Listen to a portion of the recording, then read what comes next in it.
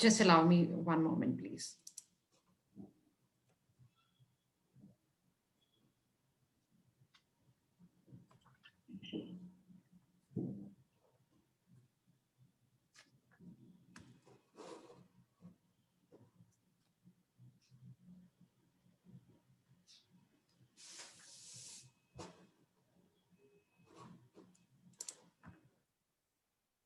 Just a few more seconds and we are good.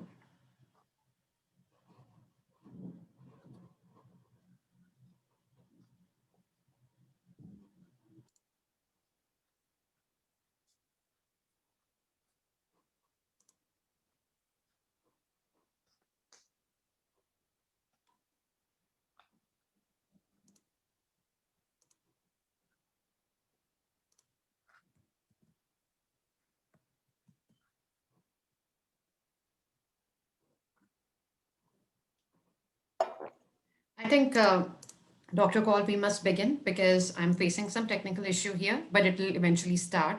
So good evening and good morning to all our joinees today. And we have a wonderful evening with wonderful speakers. So without delaying this evening, I would request Dr. Call to please begin the formal program.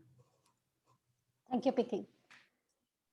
Namaskar and Women's Day greetings to everyone present here today. Thanks for joining us for our webinar, Women in Academy and Research, Breaking Glass Ceilings, Lessons Learned and Forging the Path to Change. We have with us Mr. Anshuman Gaur, Deputy High Commissioner of India to Canada, Professor Sunayana Singh, the Vice Chancellor of Nalanda University, India, Professor Ananya Mukherjee Reid, Provost and Vice President Academics at University of British Columbia, Ms. Lisa Mathies, Vice President of International Partnership at MITAX Canada, and our own Professor Minnie Thomas, President of Shastri Indo-Canadian Institute and Director of NIT, National Institute of Technology, Trichy, Professor John Kershaw, Vice President and President-elect of Shastri Indo-Canadian Institute and Assistant Vice President, Academic Partnerships, University of New Brunswick. It is indeed my pleasure to welcome the panelists who have marked their presence as great leaders in their respective domains. The event is to celebrate and acknowledge the success of our women pioneers who are making in various organizations in their intellectual, leadership, and scholarly capacities, like the women leaders present here with us. It would be enriching to hear the stories that will be unique and inspiring for all those women who are working hard to overcome the glass ceiling in the world full of disruptions and challenges. It is to help our fraternity and audience that that is so ready to get inspired from you and the great work done by you. Thank you for being a part of this panel and agreeing to share about your journey so far and examining the women-centric policies and regulations that enables environment for women to work, thrive, and to be successful. Promoting and practicing equality is not just a matter of human right, but it is also kind of a boost for overall growth of the countries, right from the balancing priorities at all fronts to managing families, communities, national economies. We see women being engaged and deployed at various levels, globally, regionally, and nationally. Today, their voices are getting stronger and ever before, a wide range of topics focusing on their mental and physical well-being, workplace rights, general safety at home, out in the society and world. Everything is receiving right amount of attention that it has always deserved. It is certainly a good beginning, but of course, a long road ahead. We still witness gap in understanding challenges faced by women, the conscious biases and imbalances that affect women at workplace, and so in the domain of academia and research. It can be anything from barriers to selection, promotion, and recognition in work to how close are we to reduce pay parity, encouraging career decision-making, or conducting cutting-edge research. We agree that every part of our world, gender stereotype exists. So what are the steps that we should be taking to increase the presence of women in all arenas of work? How to reduce gender gap that results from their underrepresentation and seeing them taking over top leadership in all domains. As we are aware that this year, the theme for International Women's Day, which is today, is Women in Leadership, Achieving an Equal Future in a COVID-19 World, which is to celebrate the great efforts by women and girls around the world in shaping a more equal future and recovering from COVID-19 pandemic, and highlights the gap that remains. Women are also at the forefront of the battle against COVID-19 as frontline and health sector workers, as scientists, as doctors, and caregivers. Yet it is unfortunate that they get paid 11% less globally for their counterparts, male counterparts. As analysis of COVID-19 task team from 87 countries found that it is only 3.5% of them that has gender parity. The examples are just in front of us. Thanks to Dr. Sarah Gilbert, vaccine designer of Oxford Vaccine, Dr. Sumati, who heads the research and development wing of Bharat Biotech. They are one of those living examples to resent that women, wherever women lead, we see the positive results. Some of the most efficient and exemplary responses to COVID-19 pandemic were led by women leaders. There's so much to say, but I can't take long and better pass on the platform to Professor Minnie Thomas to welcome the panelists formally and set the pitch for today's webinar. Dr. Thomas, please. Thank you. Thank you, Dr. Prachi. Good morning, good evening to everyone present on this webinar. Let me start with Mr. Anshuman Gaur. Welcome to this panel, and Ms. Lisa Matias from ITAX, and then rest all academicians. Welcome to this webinar. Dr. Ananya Mukherjee-Reed, Dr. John Kershaw, and Dr. Sunayana Singh. Happy to be part of this panel. Thank you for agreeing and sparing time for us today. Very glad that we have chosen a very apt topic for today's discussion. Dr. Prachi has already discussed the spirit behind choosing this theme, especially related to academics, because SICI is primarily an organization which supports collaborative research between India and Canada. And we thought this is the best theme we can discuss about. Before I get into academics, I just want to highlight the 5 attributes which the UN DP has called for this Women's Day, with the theme Women in Leadership, Achieving an Equal Future in a COVID-19 World. So for Generation Equality Campaign, they have identified 5 attributes, which I just want to read because it's relevant in academics and all other fields where women are there. So the number 1 is women's right to decision making in all areas of life. This is so important, whether it's in your personal life, from childhood, the decisions which are taken on your behalf, are you given the freedom or the right to decision making in all areas, whether it's professional or personal life. The second one is equal pay, which is prevalent all over the world, that we know that women are paid less. In fact, in India, generally they are paid 19% less than the men. And what surprised me is the IT sector, which is one of the most sought after sectors in India. In IT sector, women are paid 26% less than men. And the third one is equal sharing of unpaid care and domestic work. Now, this is also very important as an academician. When I look back, unless I had equal sharing of the unpaid care and domestic work, I would not have been able to move up in life, especially in professional life. And the other 2, prevention of violence against women everywhere and access to health care. So very, very relevant 5 topics. A lot of debate can happen, but then when it comes to academics also, today I was just looking at the statistics in India, and I'm sure it is the same world over. In India now, at least we are living in an era where women are free to study, and I'm very glad to note that in higher education sector in India, 48% are girls. That means our girls are studying and they are allowed to go to colleges and get educated. But then when it comes to the teachers, the entry level faculty, you will find that around 42% are women. 42% assistant professors, entry level in higher education, are women. But then when you go to associate professor, it dips to 36%. And when it becomes professor, it is only 27%. This is as per the Association of Indian Universities survey last year. And when it comes to vice chancellors or directors, it is less than 10%, around 7%. Of the women reach the top. And as I said earlier, in some sectors like engineering or agriculture or law, very, very few women at the top. So when it comes to academic leadership, they are looking for so many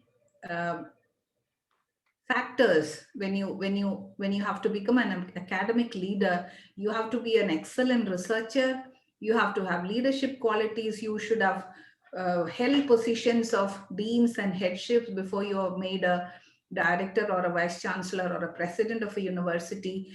And then you have an age limit in India. You cannot cross some age before you become so women are always disadvantaged because of all these factors, because you need to be a prolific researcher, but then how do you do that? And you have to take care of your family at the right time. So there are many challenges for women to come up, and with the help of other women, with the help of men, with the help of family, with enough support system, I'm glad on this panel we have eminent women talking to us about their life story, how they came up to this level. So I'm very glad. This is what we want to hear from you, and that will be a lesson for all others to learn and follow. And for each one it may be a different journey, and you can't impose or think that I can do the same thing. It's what you wish to take from all these and implement in your life, which is very important. So I'm sure the people who are listening will get inspired. Maybe a spark from one of the speakers will be enough to ignite you to do well in life. And with that note, I open up the panel, and I'm sure we will have many conclusions towards the end. Thank you so much once again for joining us. Over to Dr. Prachi to get the panel started. Thank you so much. Thank you so much, Professor Thomas, for setting this up. I would not delay further because time is very less in our hand. And to begin with, I would like to invite Mr. Anshuman Gaur, Deputy High Commissioner of India to Canada. And sir, your opinion and your observation on this important matter that we are discussing today is going to benefit all of us. You bring in a perspective from a male's perspective, which is very, very important for this gathering. Over to you, sir. Thank you.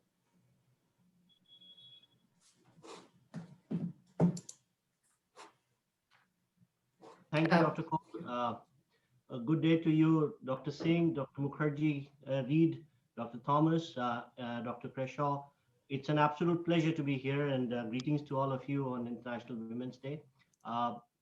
Being a child of a woman academic, my mother was a professor and a single parent, so this is very close to home, and I speak partly from my personal experience, partly from experience of living in countries abroad and watching the higher education system, especially in France and in Canada, United States. In general, still, even in OECD countries, the situation is much better, but there are glass ceilings.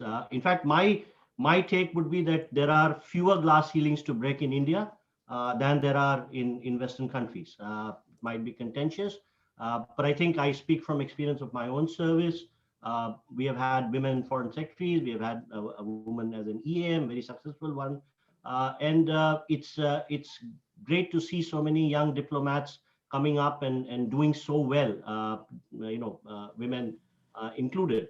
Uh, there is, apart from the the moral and the ethical argument for having women in leadership role in higher education, there is also a very strong economic argument to not utilize your graduate women in leadership roles is a wasteful exercise for any society to follow.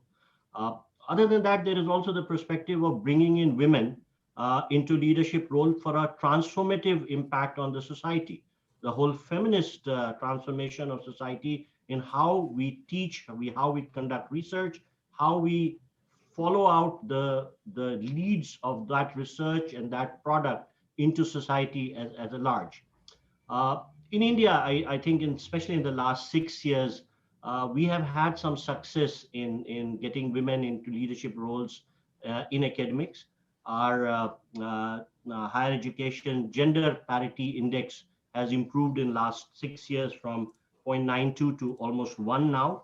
I think we, as Dr. Thomas said, we are now close to 45% at intake level in women academics. Our enrollments are also at 48%, and that's a good thing. Uh, some of the changes which have been done in 2016 and following years, getting longer maternity leave periods for PhD and MPhil students have had an impact. But we are long way from done. Especially if you look at director roles for women, or as vice chancellors, as Dr. Thomas put it, there is a strong gap. Uh, I think partly this needs to be addressed by the number game. You need more women at the intake level. You need more graduate women. You need more women doing PhD to fill up the higher levels as you go on. I would just bring in the example of Canada, for example, and Dr. Kreshaw would bear with me. About 20-25 years ago, the gender ratio at universities in Canada was something like what we have in India today. Then in the late 90s, early 2000, there was a big surge.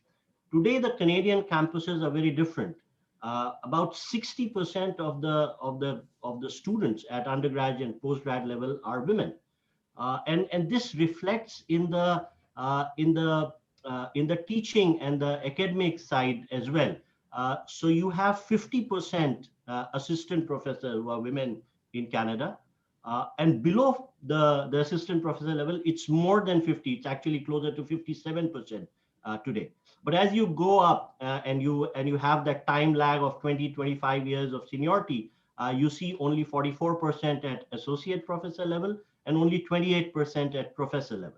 So there is a time lag in the surge we had at students coming into universities and the posts being filled up. I think in India we are moving towards that, and our experience shows that strong legislative and policy initiatives can fight the cultural and social disadvantages that historically women have had. And I think that is a lesson to take from it. Other than that, how do you empower, or how do you equip women for leadership role? I think that needs to be addressed a while. uh, First is to, and something which Dr. Thomas has talked about, is to leverage the power of their choice. If a woman wants to do something, there should be avenues available, support available for her to do that. But they also need to address the leadership challenges and to equip women with those competencies. They should have exposure and experience of handling team leadership right through, to be competent to handle those leadership challenges which come on later at the thing. Uh, then we have to rethink our systems. I mean, uh, I personally believe that having a strong law and order situation, an environment where women feel safe to express themselves, is as important as any other legislative framework to allow women to do what they really want to do, to pursue their own choices. Uh, then there's the whole question which was talked about the cultural stereotyping about the sharing of the domestic burden and equal pay. I don't know. In India, at least in public sector, we don't have the issue of disadvantage of women vis-a-vis their pay. This has been so. I mean, I can tell from my experience that I don't think my mother was paid less than her male counterpart. So that is there. It is not true in Canada. In Canada, it actually does have an impact on being a woman still being paid less, even in public sector, which I find pretty amazing. Also, women need to create the right kind of network. I mean, there's been a lot of talk about only women universities, and we have 16 of them in India. But I think there's a need for women to build the girls' network, like the boys benefit from a boys' network or a boys' club. I think the women need to develop those networks, those support systems, uh, which allow them to develop personally and professionally. And most importantly, I think the ultimate index for me would be the margin of an error or the ability to make a mistake and get away with it for women. Women should have a right to goof off. I mean, a man goofs off and he's still considered competent enough for the top job. But a woman is under much more scrutiny. There is always a microscope. You carry a burden of doing always better than everyone else. But that is not the burden you should be asked to carry. So there should be a margin of error. There should be greater, I should say, leeway because of the gendered role and the cultural stereotypes which women have to overcome for them to succeed and develop in leadership role. But I'd end there, and I'm very interested in listening to some of the other people who might come back with a few suggestions or questions. Thank you.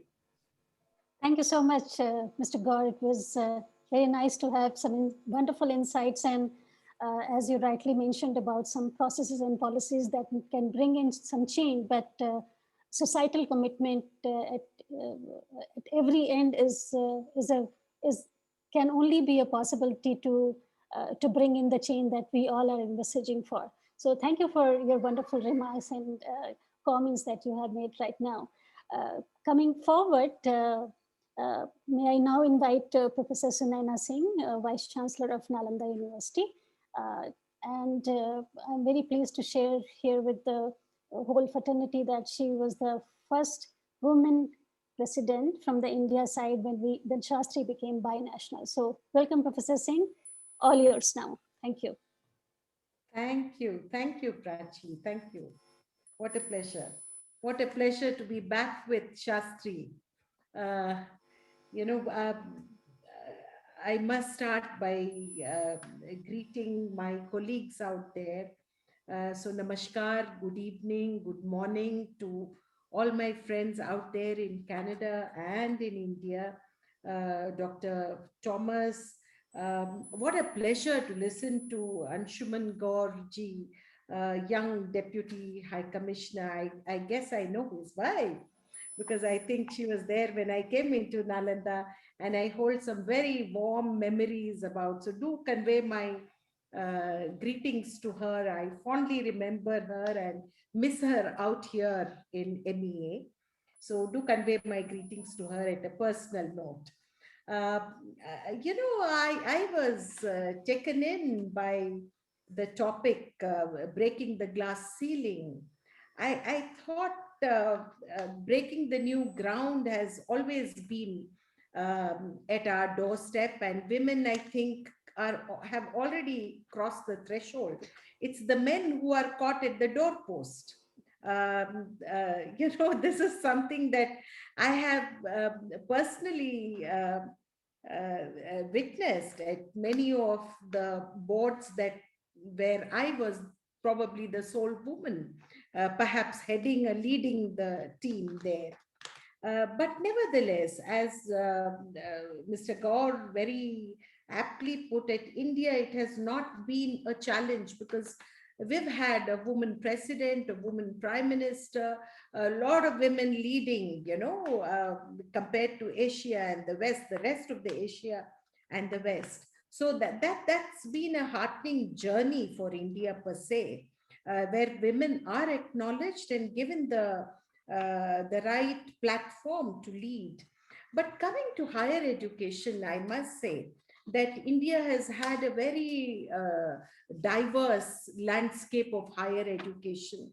To give a quick recap, uh, we have over, by 2020, I'm talking about last year, about 1,000 degree awarding institutions in India, of which 402 are state universities, 125 are deemed universities, uh, which need the recognition to be central universities or universities of eminence. We have 334 quick statistical data, private institutions, 155 institutions of national importance, where we have IITs and ISAs, and Nalanda is also an institution of national importance apart from being an international university. We have 7 institutes under State Legislative Act and 50 central universities.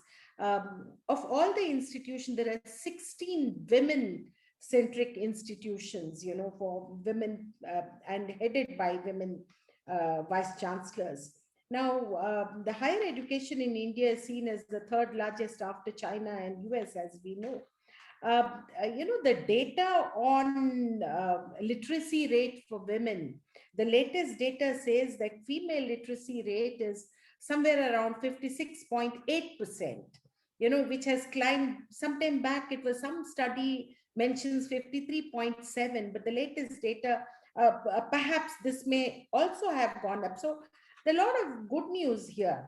When I came in as the vice chancellor, there were barely 2 other women heading the universities, and their term had come to a close. And there was a point where I was the only woman vice chancellor of central institutions or institutions of national importance. That also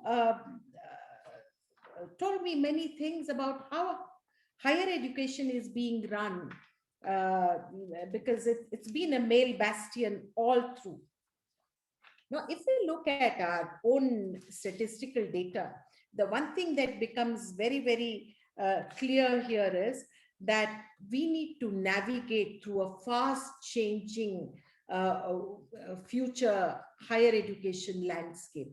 This is a must, because I think leaders of higher education, I think one point I completely agree with Mr. Gaur was a legislative and policy initiative. Unless we have this, I've said this in the morning also in another webinar where I was with one of the minister who was talking about how there has been a remarkable change that has been brought into women's sector, particularly. So navigating has never been an easy terrain, for women. But when we navigate with policies on hand, I think that helps. So how do we go about it? And I have a couple of points here, which is to say that one of the things we need to dwell on, particularly where policies are concerned, is the career trajectory. There needs to be a very structured onboarding process or practice for talent nurturing, for promotional avenues for women. I think we don't have this, and there should be policies on this. The avenues for career builders, in other words, because even in US, you have a structure. If I just look at a comparison, I don't think there is a structure there as well for promotional avenues or career builder avenues there, because onboarding is very, very important. So we need a well orchestrated system for mentorship, which is again missing. Training role models also are essential, I think, for women to move up the ladder, to be unapologetic in case they do make a mistake. This is a point very well taken. I think women are always, there's a chip on the shoulder as a victimhood, which women also play very well. I think they should stop doing that immediately. That's not the way forward. The other important thing is work-life balance. Now, the 5 attributes of UN, for me, are all interconnected. You cannot have one leaving the other, because whether it is right to decision making, all has to do with work-life balance, which is called career, equal sharing, domestic work. I think this is something which again requires uh, our attention, because mothers have to navigate through different set of responsibilities, and women being women, they give more of themselves. I think this is where it could lead to frustration at some level. Lack of childcare facilities back home mean loss of promotional opportunities for many women, and the talent potentiality is somewhere, it comes to a standstill. This needs to be nurtured, and therefore I think it's important that we look at how do we balance. And I was saying this at some other fora, that Indira Nui, at one of the interviews, she said that women cannot have it all. And those of us who claim we have it all, we are only pretending.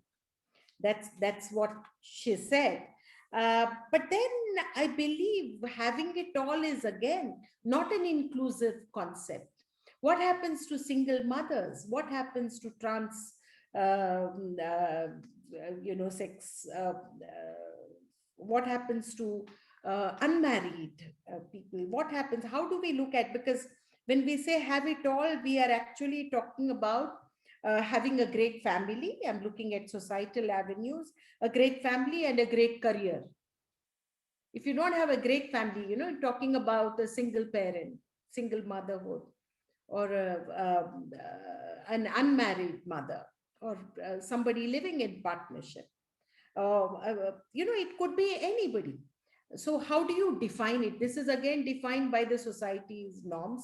And a great career, I think this is something that needs to be looked at again. And I generally believe that women, if they need to be empowered, they need to look at it as how do you define your own norms of having it all. Every woman must define it for herself. I think this is very important. And then as the world moves forward, we have seen that women are better collaborators, better problem solving skills that they have, better peace builders. I think this is where the world may probably requires more feminine touch. This is where I think it's important to look at how men also, we don't need the muscle any longer. On another note, what we need is the sensitivity. What we need is compassion. What we need is peace building efforts. And therefore, I think it's important to look at it a little differently, because with women driving the financial stability, what we don't require is physical aggression. We need these skills. And I think men are also coming into that fold. So it's a more neutral, equal playing field, I think. This is what we are looking at. The other important thing is access to healthcare, or even prevention of violence. I think we need to look at abuse. I think there needs to be a study on that as well. That's an area I found somewhere. One is only talking about physical abuse. I think it tends to acquire a lot of psychological dimensions. So how has abuse transformed itself over a period of time in 21st century? I think we need to pay some attention to that, because it could be at workplace too. So I think in general, I would say that women empowerment to me is all about creating your own utopias. You learn to define what is positive for the workspace, how you build your own utopias, how you keep reinventing yourself. As change managers, I think we need to lead from the front. And I think women do that very effectively. embrace knowledge passionately. Without knowledge, you cannot get anywhere. So some of the empowerment techniques, I believe, is to move through these terrain of establishing a common ground, learning to say no, not being apologetic, learning to make mistakes and yet stand on your ground and overcome the mistakes or move forward. Uh, Maya Angelou had said something very passionately about this, and she said, turn your struggles into triumphs. I think that's very important. Tata said somewhere, the stones thrown at him, he made a mansion through those stones. I think women need to do that more and more, because and also that would mean that women are complaint free. I think we should stop complaining and start achieving and, acquiring a space for ourselves, believing in yourself. I think these are some of the things I thought are very essential as we move forward. There's no question of not breaking glass ceilings. I think we've already surpassed that. It's the lessons that we leave behind for the younger generation, the girl child, the kind of confidence that we give the girl child. I think that's more important. I think these are some of the insights that I wanted to share with everyone. Thank you. Thank you for giving me the opportunity. Thank you, Professor Singh, for sharing your kind of integrated facets that are involved in this trivial issue. We have been successful, and as Mr. God has pointed out, that we stand far ahead in comparison. But when it comes to the next generation, what can be done that can lead to a greater and a smoother path for the next generation is something that we have to keep in mind. So thank you so much for your inspirational insights. I'm sure some of the attendees who are young and energetic would love to have some ideas from your talks, taking it forward for their career path. So thank you so much again, Dr. Singh, for being here and sharing your thoughts. With this, I invite Dr. Ananya Mukherjee Reid to bring in the perspective from her end. I could see a beautiful portrait of Rabindranath Tagore, and I'm sure that she would integrate his philosophy behind her talk as well. So welcome to you, Dr. Mukherjee. Thank you. Thank you. Thank you. And I'm delighted to be here. Yes, you're right. The perspective of Tagore in the life of a Bengali, life of any Bengali, but a Bengali academic is indispensable. And the one poem, well, there's many works in which he talks about the situation of women, but one particular poem which we read very early on in our lives is just called The Empowered Woman. And what is so striking about that poem is he doesn't write about the strategy to include women or the ways in which women should be included. He raises it as a moral question. How can a woman be denied her rights? How can that be morally acceptable? And I feel that so many years later, that is really the question in front of us. And we must all struggle to establish that equality of women as a moral question. And my speakers before me raised the question of equality, of increasing violence against women, and of the unequal burden of the care economy. And all of those, I think we are at a point where we need to address those as, morally not acceptable in our society today. Just a little bit about myself. I grew up in India. My mother was a college professor, and I was nurtured by a huge group of female educators. That was my life. And I went to a school which was founded by two women who were very early educational reformers in colonial India. They fought immense battles for women's right to education. And so I didn't quite know that there are these huge barriers. It was as if a path was in front of me that I was asked to travel, which was one of education.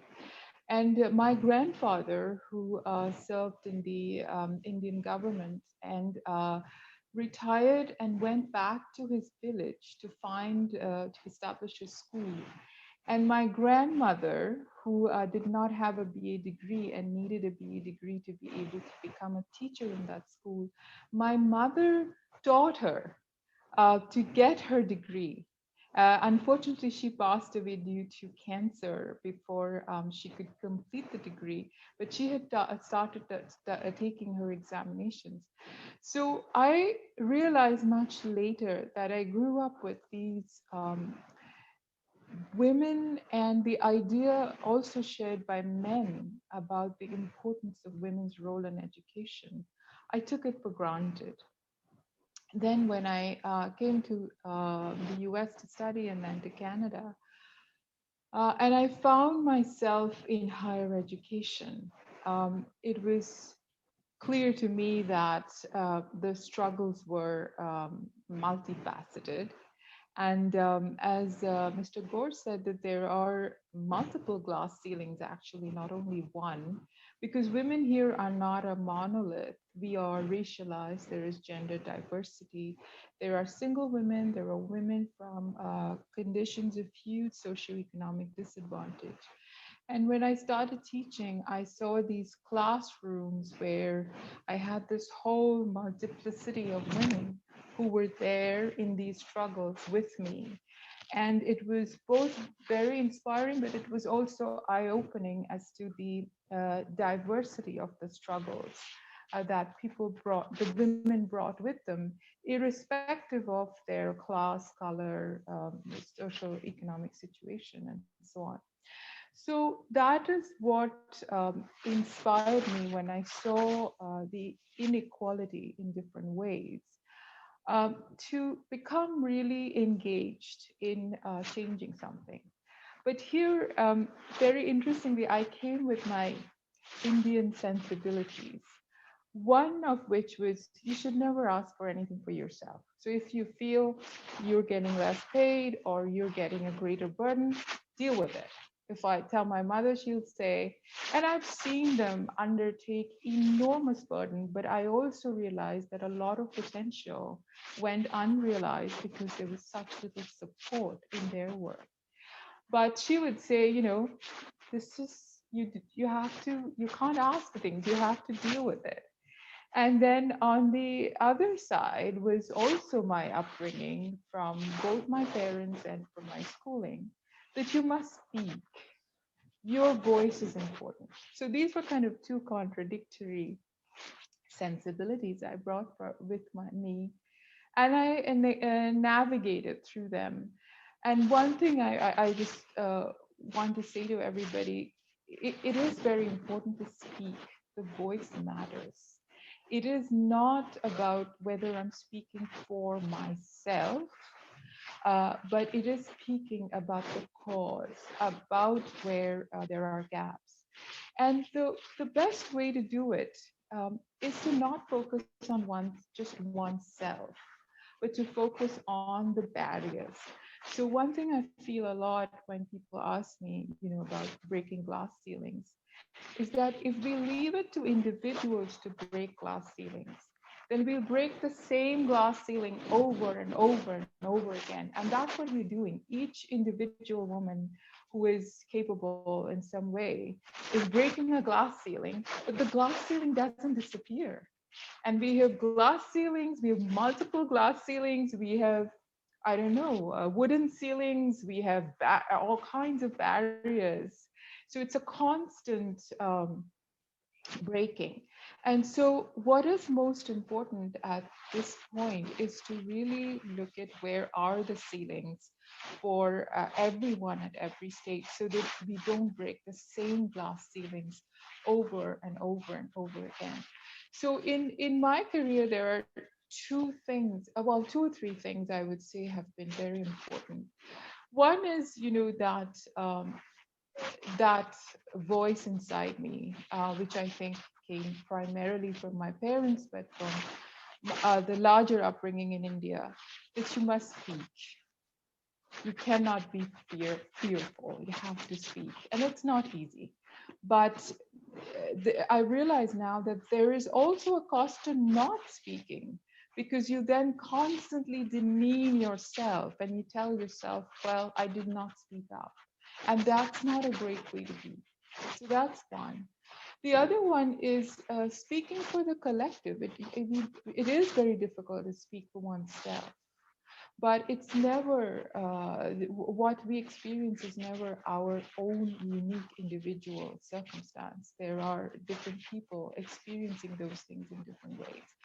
So speak for and through a collective. That's very important. The third thing is the Canadian childcare, and this was the first institution that I thanked in the preface to my first book, was the Canadian childcare system. Without that, I would not have been able to do anything. And I remain extremely grateful for that. And also the men in my life, in my family, and in my workplace. I've had extremely supportive males who have not always agreed with me, have found some of my views not always convenient, but they have supported me because they supported female leadership. And in Canada, I would say I've gotten a lot of support because I am a person of color. And if there are fewer women, there are even fewer women of color in leadership positions. And through my students, through a lot of people, I've gotten support to do some of the things. And the third thing is, opportunities have come to me, which is a matter of honor. But at every stage, I could have been fearful and experiencing struggle with self-doubt, which would tell me not to go ahead because your family would not be looked after, or you would do something less, and should you go ahead. And at every stage, with support from family, friends, and everybody, I have tried to take an opportunity that has come to me and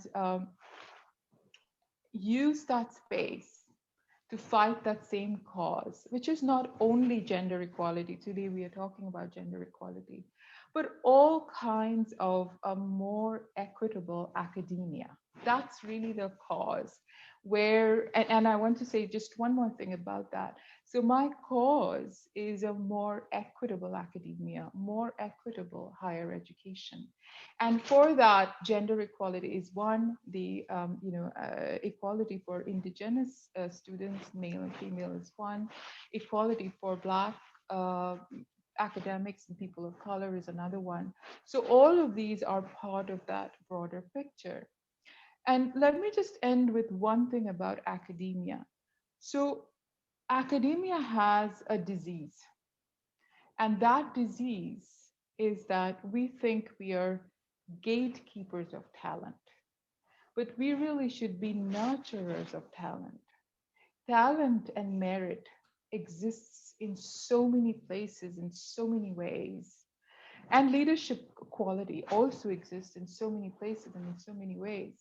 But as long as we will remain just a gatekeeper, that to identify talent and nurture it, rather than nurture talent and nurture talent, we will not achieve that very equitable, inclusive higher education.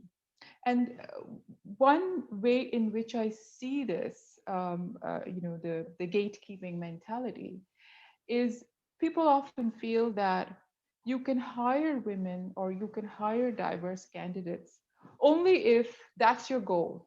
But if you were to hire for merit, then there's sometimes perceived a contradiction between the goal of merit and the goal of inclusion. And that is because we think that some particular kinds of candidates may not have the qualities we are looking for. This is highly erroneous thinking. People have talked about it as a deficit way of thinking about certain kinds of candidates, women being one.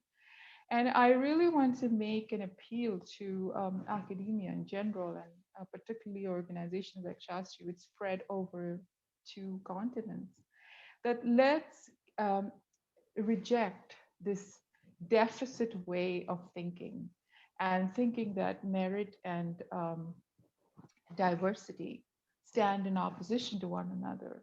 But let's think of all of the ways in which we can bring them together and nurture talent, nurture merit, rather than simply remain gatekeepers of merit. So I'll stop there. Thank you.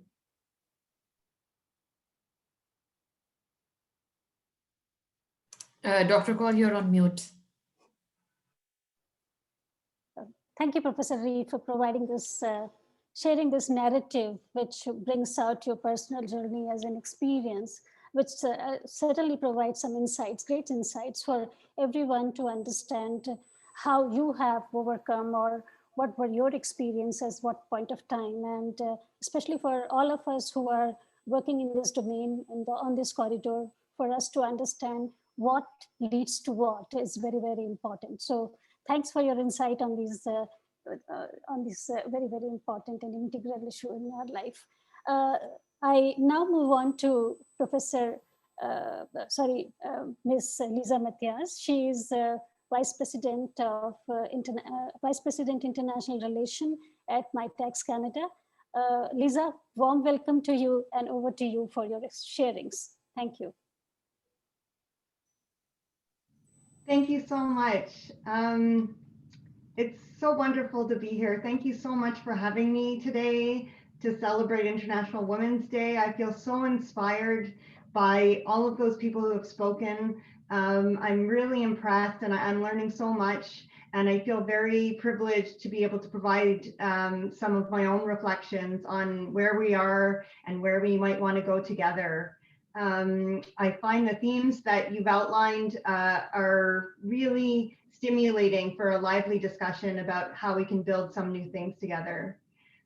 When my husband heard that I was preparing a speech for today, he showed me a post from an Australian organization he follows on Instagram, and the tagline read, and it wasn't meant to be ironic, it read, International Women's Day is coming up and we're celebrating all you gorgeous chicks tomorrow. And the photo was 3 teenage girls all dolled up in their high heels and their short dresses. And to me, I'd like to think that today is about more than celebrating gorgeous chicks. And I think we've proved that together already. I really see it as an opportunity to take the time to take stock and forge the path to change as individuals, but as communities and as countries coming together like this between Canada and India.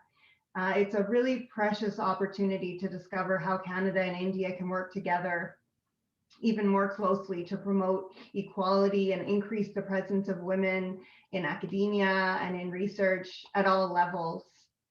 I work at an organization called MyTax, and we're a group of about 300 individuals with 22 offices across Canada. And we're funded by the federal and provincial government of Canada. And what we do is we facilitate domestic and international research collaboration to drive innovation and economic development. We did about 17,000 international and domestic research partnerships, both with companies and with universities, and as well as non-for-profits. So we've worked with thousands of these organizations, and we're really committed to building back better. One of our cherished international partners is Shastri. We're really proud of the work that we're doing together to support research collaborations between Canada and India. And we've been working on projects in pandemic preparedness, clean energy, quantum technologies, artificial intelligence, agriculture, and other fields where we can move the needle to solve global challenges. And we continue to grow and strengthen this partnership and support many incredible women in the process. And one of the female leaders I most admire in my career is Dr. Prachi Kaul. She's made such an incredible contribution to supporting research and innovation partnerships between Canada and India. And to me, she really exemplifies a true leader. And we desperately need more women like Dr. Kaul in leadership positions around the world in all domains. Dr. Kaul embodies a strong female leader who has vision and passion and energy and charisma and knows how to make things happen. She's truly an altruistic leader, and her leadership style is based on collaboration rather than competition. And Canada and India have had a long history of friendship, and organizations like Shastri have nurtured many strong research partnerships between our two countries. It's truly energizing to see the appetite for deeper collaborations on the part of both Canadian and Indian universities and researchers. And Shastri and MyTax have been brainstorming a lot as to how we can support this momentum for new and creative ways of working together. And I hope to hear more of your ideas later today and also throughout the coming months and years.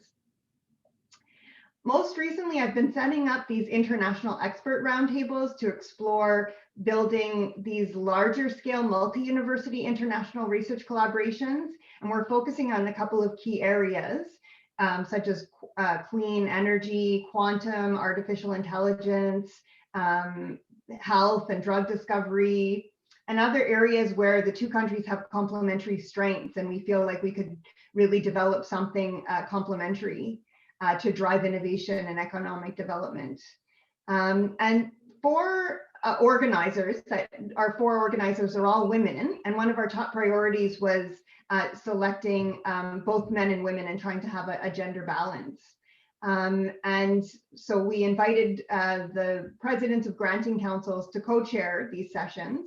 And we worked with who the granting council presidents were in Canada and in the other countries, and very, very few of these were women in any of the countries. And then we went about searching for world-leading female experts in these fields, but they had to have the right credentials and the right titles and the right grants. And we found many of them, but it was really hard and much harder than I thought it would be. And I've come to realize that it's the same case when you recruit a panel of top female leaders in government or in industry. There are a lot of leaders out there, and we keep seeing them being promoted and promoted to higher levels and breaking this glass ceiling we've talked about, but certainly not in the proportion to the number of women within the organization. And I think a lot of people have brought that up much more eloquently today than I have. But it's very promising to see that so many organizations are adopting EDI strategies, diversity and inclusion strategies, and looking at how they can bring more diverse sets of people into their spaces and creating these pathways to get them there. But sometimes I kind of feel like it's the people within the space saying, this is a great place and you didn't have access before, and now you're welcome into our environment, and we'll even help you get in the front door, and we're making a room at the table. But I know a lot of women who have spent years at the corporate tables or academic tables or at research tables, and they've either been laid off during COVID or quit or decided to spend time with their kids for a while. And at this point, they're not really sure they want to sit at these tables again. So we're rearranging the chairs and adding ramps to get to these tables, but in many cases, they still more or less look like the same tables. A few years ago at another organization's event, I asked what my role was going to be and how I could contribute. And I was told, well, just sit there and look pretty.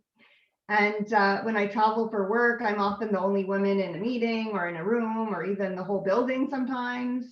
And over the span of my career, I've noticed that often when women share ideas or remarks during a high-level meeting or a consultation, it's often only the other women who acknowledge their contributions. And at lots of meetings over the years in government or in higher education or industry, I find it's still the men who take up most of the airtime, and it's the men who make most of the big decisions, even though there is, more and more gender balance. So we do have a seat at the table, but I still feel often like it feels like their table. And personally, I don't work in a male-dominated field. I work in one of the most progressive countries in the world, just like India. I feel Canada is quite progressive. I feel like I work in a very progressive organization, and the people that I work with genuinely make every effort to be as inclusive as they can be. And if I were to point out some of these things to our male colleagues and counterparts in other organizations, I don't even think they'd have a clue what I was talking about, and might even be offended or perhaps suggest that I'm biased. They would likely point out all the senior women in our industry and our new EDI strategies and how far we've come. And I don't blame them or begrudge them, as they're more unconscious biases and imbalances at this point. And it is amazing to see all these changes and all these new commitments. And I feel very, very hopeful. But after 20 years in leadership positions within higher education and international research, I've been at these tables for a long time. And after all this time, I feel like I'm still learning the appropriate table manners and waiting to bring these things up. And I really like the encouragement of my colleagues that, I need to have the courage to speak up and to talk about these things. Because if I don't have the courage to speak up, what about the more junior women in the organization who are still trying to climb up the corporate ladder? And maybe they don't have the vocabulary to articulate these things in a constructive way and suggest ideas for change. And I agree that we don't want to just be complainers or ask for things for ourselves, but we need to ask for things on behalf of the people who are so far removed from these tables that they don't even know what the tables look like. Or the people who have left the tables and they still have lots they want to contribute to society, and they still want to be gainfully employed, but they don't even know which table to head to next because none of them seem all that welcoming. Which brings me to the question of, where are these safe places for addressing systemic challenges faced by women in industry and government and research and academia? Universities are meant to be that kind of place where people can share ideas and build off each other's input. The entire research endeavor is based on thinking about a problem, proposing solutions, sharing results, and building off of each other's work. So in principle, this could be the perfect spot to forge the path to change, and it quite often is. But I still feel we need to acknowledge that universities were built by men for other men. The entrance exams were written by men, and it was men on the admissions committees. The men peer reviewed the research of other men to decide which ones would get tenure or published or be selected for the research grants. And slowly, it was really one by one that the women were carefully screened and invited for a seat at the table. And as we talked about often, it was more in the spirit of gender equality than based on merit. And these women were assimilated into the environments, but they were competing with the men for tenure track positions and grants and other resources.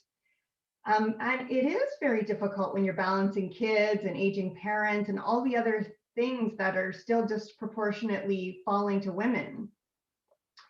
And then COVID happened.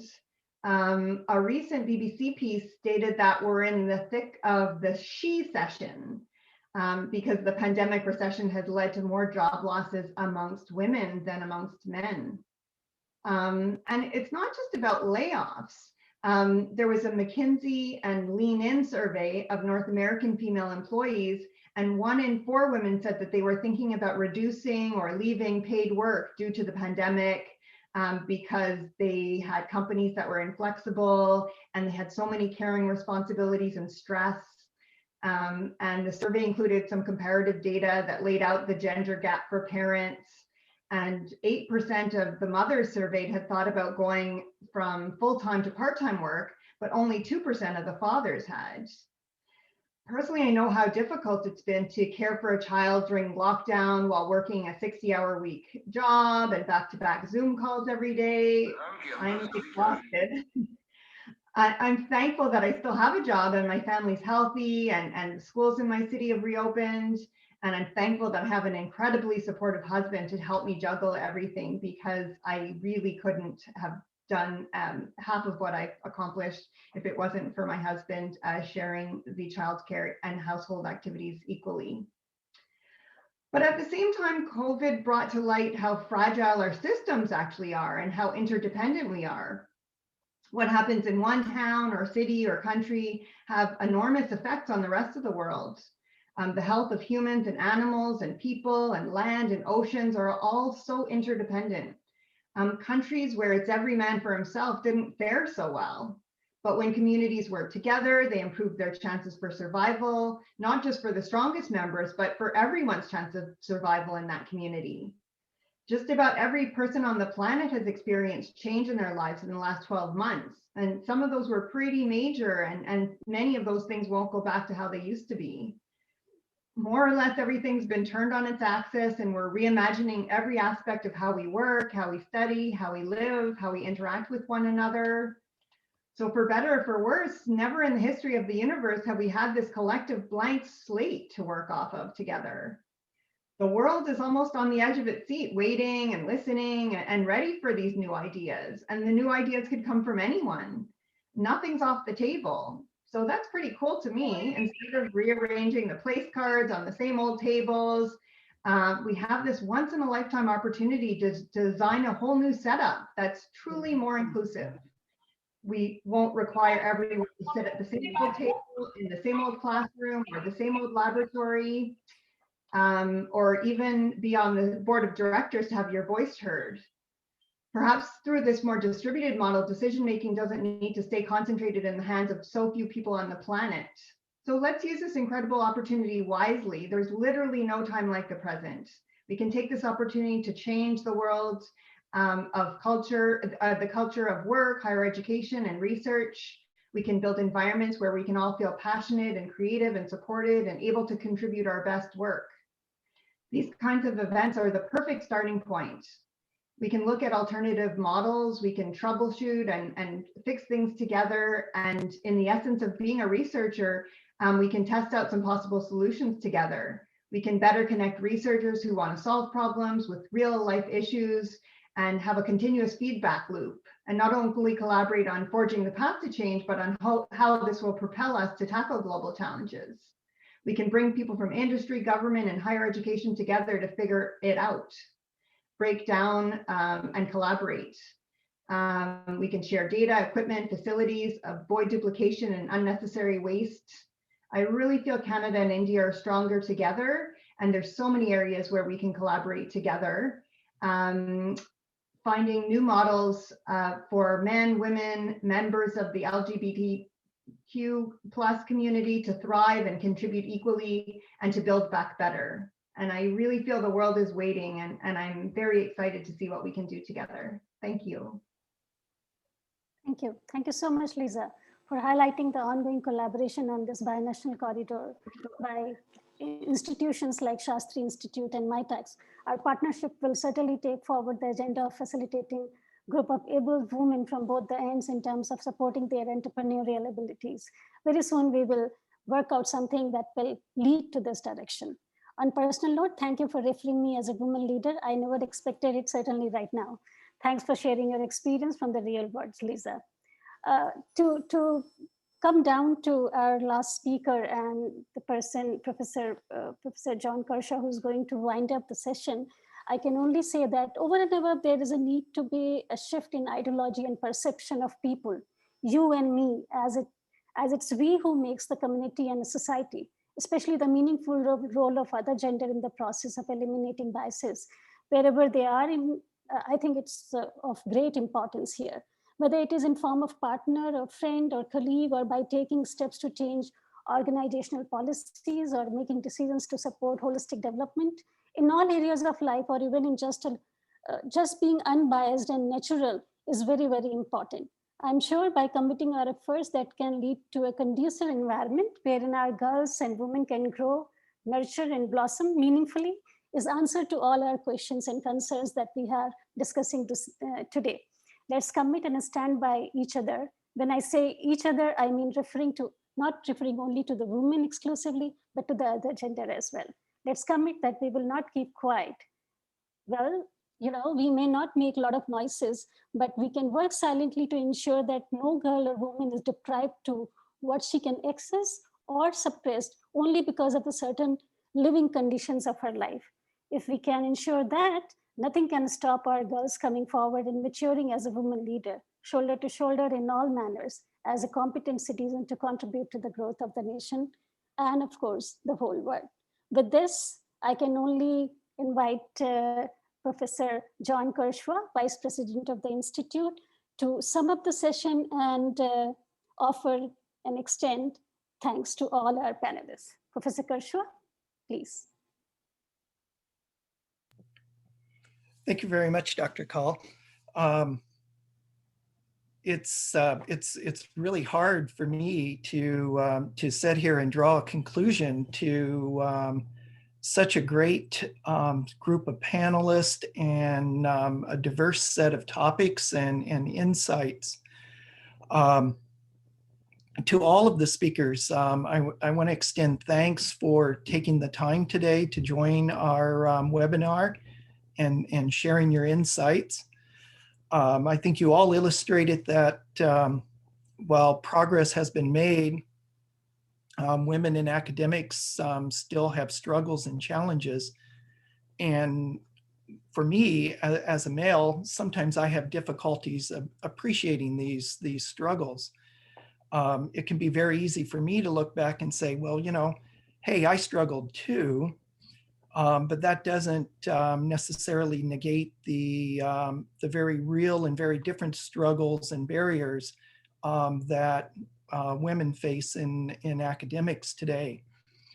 The thoughts and experiences shared here today show that while progress has been made, we still have very much more to accomplish.